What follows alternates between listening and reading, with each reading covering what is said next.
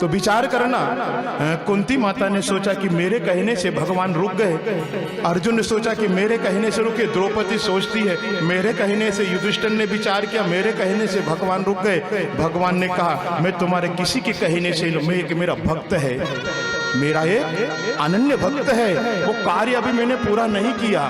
एक कुरुक्षेत्र में रण की भूमि के ऊपर बाणों के सैया के ऊपर मेरा एक अनन्य भक्त आज पितामह भीष्म लेटा हुआ है। उसने आवाज लगाई वहां से, रण की भूमि से, कुरुक्षेत्र से। हस्तिनापुर को छोड़ करके, कुरुक्षेत्र को छोड़ करके द्वारकापुरी जा रहे हो प्रभु, पितामह भीष्म की अर्जी है ये। मुझे भव सागर से पार नहीं करोगे। मैं तो आपकी प्रतीक्षा कर रहा हूं कि कब मेरे नारायण आए और कब मैं प्राणों को त्यागूं। भीष्म पितामह की एक प्रतिज्ञा, जीवन भर ब्रह्मचर्य व्रत का पालन करूंगा, कभी विवाह नहीं करूंगा, संतान उत्पत्ति नहीं करूंगा। पिता ने प्रसन्न होकर के इच्छा मृत्यु का वरदान दे दिया। पितामह भीष्म की दूसरी प्रतिज्ञा आज तक कभी पता नहीं लगा किसी को। पितामह भीष्म ने एक प्रतिज्ञा करी, सबको पता है। दूसरी प्रतिज्ञा पितामह भीष्म की, जब भी प्राणों को छोड़ूंगा, तीन लोक के नाथ नारायण को देखते देखते प्राणों को छोड़ दूंगा। ये मेरी दूसरी प्रतिज्ञा है। बताओ, जब तक नहीं आओगे मैं प्राणों को नहीं छोड़ूंगा। कितना दुख पाया बताओ। सिर से लेकर के पैर तक पूरे शरीर में बाण धसे हैं, रक्त की धारा बह रही है, इतनी तकलीफ हो रही है, इतनी पीड़ा हो रही है। सामने के पास इतना बैलेंस है बैंक में कि वो जब चाहे जब खर्च कर सकता है। वो चाहे तो मृत्यु उसकी आ सकती है। क्यों? क्योंकि इच्छा मृत्यु का वरदान लेकर के लेटा है। बताओ, इतनी पीड़ा, फिर भी इच्छा मृत्यु वाले को इतनी पीड़ा। अरे भाई थोड़ी सी पीड़ा होती तो कह देता इच्छा मृत्यु मैं मरूंगा। क्यों नहीं मरे? जब तक भगवान का दर्शन नहीं करूंगा, जब तक प्राणों का अंत नहीं करूंगा। आप भी भगवान के मंदिर में जाकर के निवेदन करना इस बात को, इतना तो करना स्वामी, जब प्राण तन से निकले।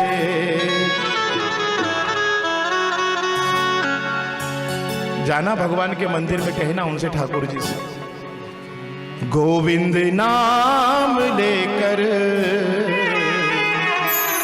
मेरा जब प्राण तन से निकले। पितामह भीष्म की भी यही स्थिति है। श्री गंगा जी का तट हो, यमुना का बंसी बट हो, मेरा जब प्राण तन से। ठाकुर जी से अर्जी लगाना कि मैं जब मरूं, जब मेरी मृत्यु आए, तो हे नाथ, या तो मुझे गंगा का तट मिल जाए, गंगा के तट पे मेरी मृत्यु हो जाए, या यमुना का बंसी बट में मर जाऊं, या फिर मेरे मरते समय मेरे सांवरे की सूरत, मेरी छवि सामने हो। श्री वृंदावन का थल हो, मेरे मुख में तुलसी दल हो, विष्णु चरण की रज हो, मेरा जब प्राण तन से। या तो मैं वृंदावन की भूमि पे मर जाऊं, ए भक्त की अरदास है परमात्मा से, या तो मैं वृंदावन की भूमि पर मृत्यु को प्राप्त हो जाऊं, या मरते समय मेरे मुख में कोई एक तुलसी का पत्ता डाल दे। कितनी बड़ी अर्जी लगाई परमात्मा से। या फिर मरते समय मुझे भगवान नारायण के चरणों की रज प्राप्त हो जाए। भगवान से रोज अर्जी लगाना, केसर तिलक हो आला, मुख चंद्र सा उजाला, ए डालू गले में माला, मेरा जब प्राण तन से निकले।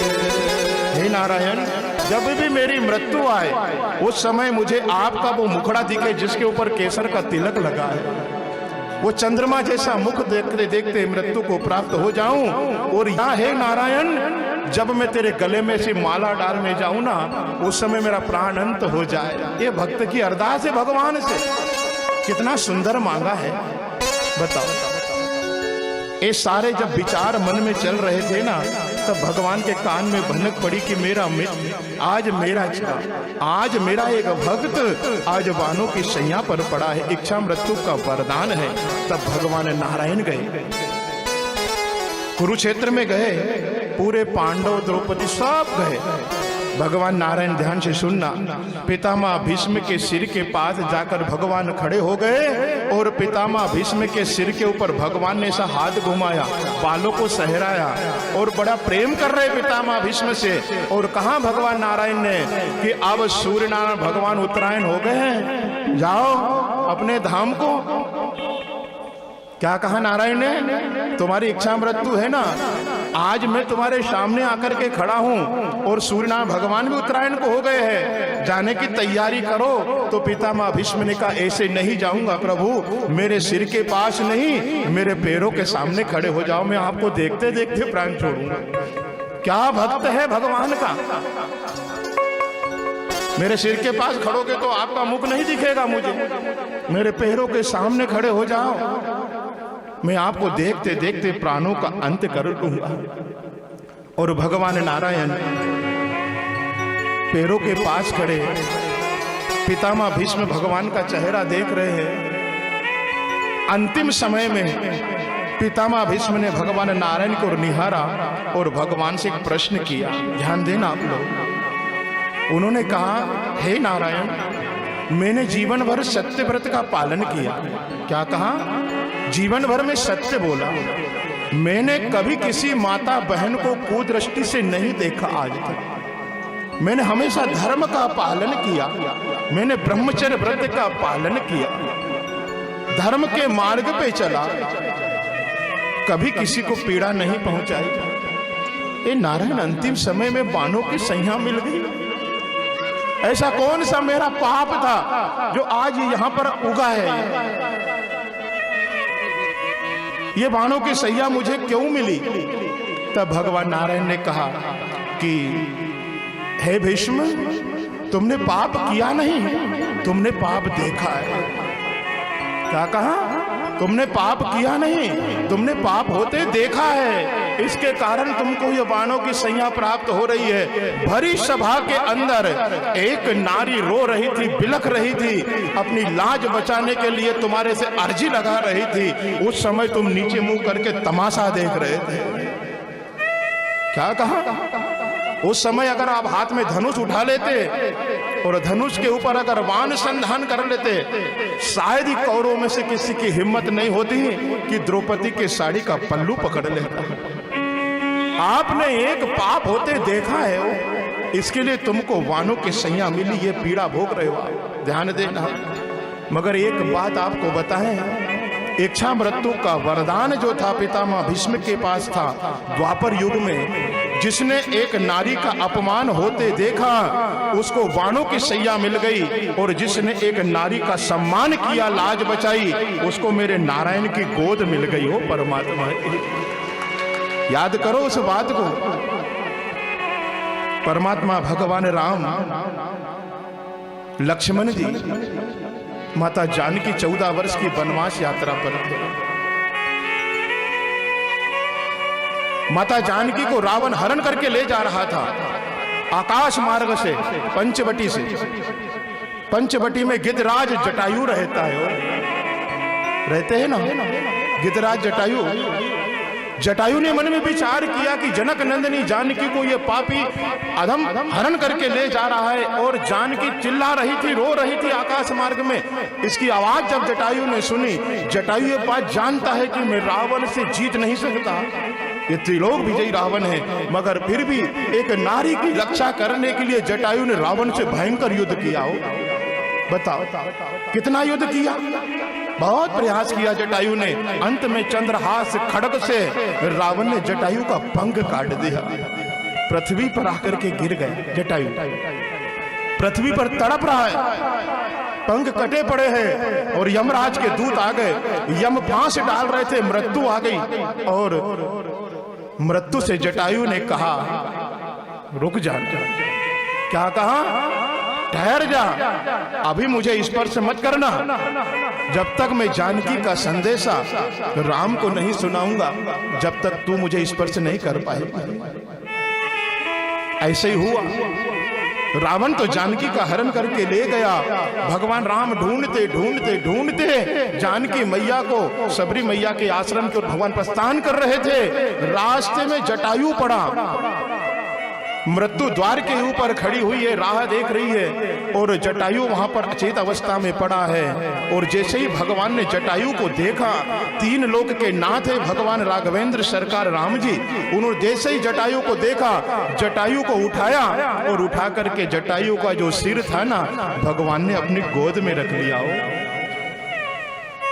बताओ, रखा ना गोद में, भगवान ने अपनी गोद में रख लिया। जटायु के सिर के ऊपर हाथ घुमाया भगवान राम ने, और जटायु से कहा कि आपकी ये दुर्दशा किसने की, आप कौन हो? तब जटायु ने कहा कि मैं आपके पिता का मित्र हूं। क्या कहा? मैं महाराज दशरथ का मित्र हूं, मेरा नाम जटायु है। तो भगवान ने कहा कि मेरा पिता का मित्र भी मेरा पिता के समान ही होता है। वो पिता का मित्र पिता के समान होता है, तुम्हारी ये दुर्दशा किसने की? तब जटायु ने कहा, प्रभु रावण आपकी धर्मपत्नी जानकी को हरण करके ले गया है, और मैंने उसके साथ बड़ा घनघोर युद्ध किया, मगर मैं युद्ध जीत नहीं पाया, और उस पापी ने चंद्रहास करत से मेरे पंख काट दिए, और मैं तो आपकी राह देख रहा था यहाँ पर कि कब आएंगे आप, कब आपको संदेशा सुनाऊं। ये देखो, मृत्यु खड़ी है मुझे लेने के लिए, मगर मृत्यु भी मुझे स्पर्श नहीं कर पाई अभी। भगवान ने विचार किया कि मेरी जानकी के लिए तुमने अपने पंख कटा दिए, एक नारी की रक्षा के लिए आपने अपने पंखों का बलिदान कर दिया, बताओ। तब भगवान ने उसको गोद में बैठाया और परमात्मा ने कहा कि सुन जटायु, मैं तुझे आज एक बात कहता हूं, जो काम में, जो पिंडदान, जो अग्नि संस्कार जो बेटा करता है अपना पिता का, मैं राजा दशरथ अर्थात मेरे पिता का अग्नि संस्कार नहीं कर पाया, मगर आप मेरे पिता के मित्र हो, आपने मेरे धर्मपत्नी की रक्षा के लिए आपने अपने पंख कटाए, तुम्हारा अंतिम संस्कार मैं मेरे हाथ से करूं। बताओ, पिता का अंतिम संस्कार नहीं किया, पर बताइए जनक, महाराज दशरथ का अंतिम संस्कार प्रभु कर पाए हैं? वनवास आ गए थे, पता लगा पिताजी चले गए, अंतिम संस्कार नहीं कर पाए, मगर धन्य है वो भक्त जटायु जिसने एक नारी के सम्मान में अपने पंख कटा दिए। तब 3 लोक के नाथ ने आज अपने हाथ से आज इस जटायु का अंतिम संस्कार किया, हो तर्पण किया, पिंडदान किया भगवान ने अपने हाथ से। जो गति महाराज दशरथ को प्रदान करी, वही की वही गति गिदरा जटायु को प्रदान करा दी भगवान ने। बताओ कितने दयालु है ना। यहां पर एक नारी का सम्मान करने वाला आदमी है ये जटायु। कौन है? नारी का सम्मान करने वाला है, नारी की रक्षा करने के लिए उसने अपने पंख कटा दिए, तो भगवान की गोद मिल गई, भगवान ने अपने हाथ से अंतिम संस्कार कर दिया। मगर वही आज ये भीष्म पितामह है यहाँ पर, जिसने एक नारी का अपमान होते देखा है, उसको भगवान की गोद नहीं, उनको बाणों की सैया प्राप्त हुई हो, पीड़ा भोग रहा है। परमात्मा का दर्शन करते करते हैं और प्राणों का अंत किया। जैसे पितामह भीष्म ने, ऐसा ही जटायु ने मरते मरते समय जटायु से भगवान राम जी ने कहा कि कुछ मांगना हो तो मांग लो। क्या कहा? कुछ मांगना हो तो मांग लो।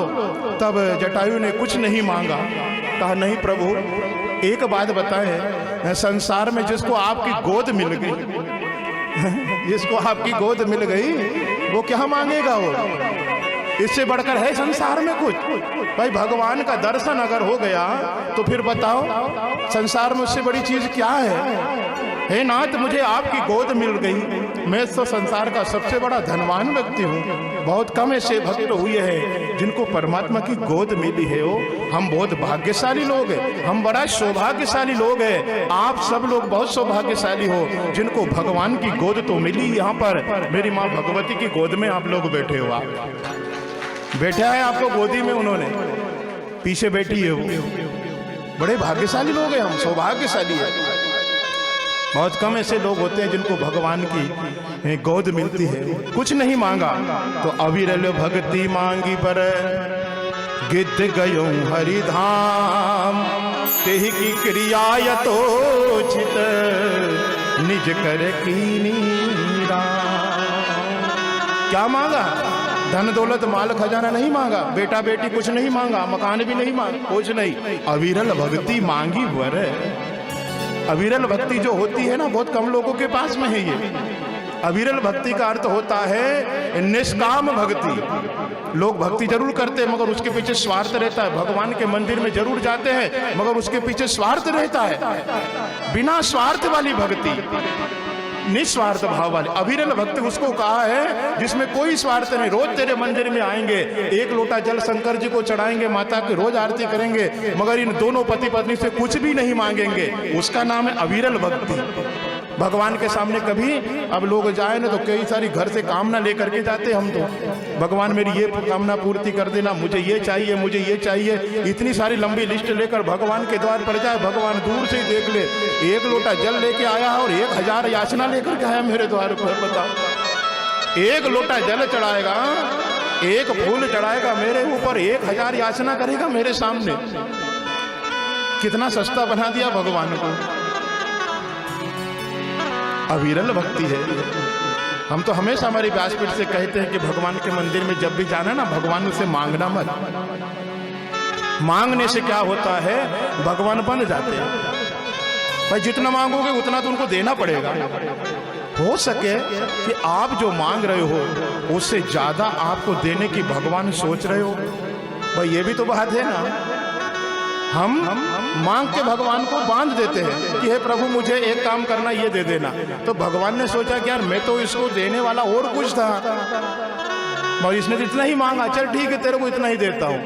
भगवान बड़े दयालु है। बिन मांगे भगवान छप्पर फाड़ के देते हैं। बिना मांगे मांगोगे तो उतना ही मिलेगा, बिन मांगे छप्पर फाड़ के मिलेगा। ऐसा दरबार है कन्हैया का।